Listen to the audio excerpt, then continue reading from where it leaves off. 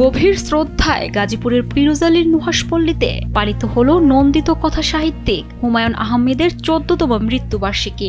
দীর্ঘ ১৪টি বছর কেটে গেলেও প্রিয় লেখকের শূন্যতা আজও যেন ছুঁয়ে যায় প্রতিটি ভক্তের মনকে।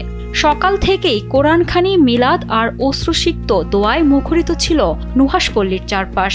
প্রতি বছরের মতো এবারও দুই সন্তান নিশাত ও নিনিতকে বুকে জড়িয়ে প্রিয় মানুষের সমাধিতে হাজির হন মেহের আফরোজ শাওন।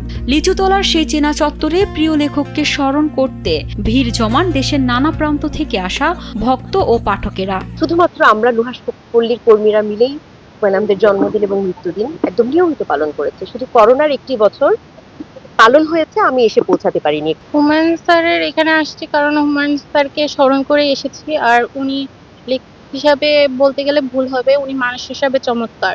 হুমায়ুন আহমেদের একটা ইচ্ছা ছিল যে এখানে একটা ক্যান্সার হাসপাতাল হোক, সেটা আর তো হলো না। ১৪ বছর চলে গেল, আর হবে বলেও মনে হয় না, কারণ এটা অনেক ব্যয়ের হিসাব।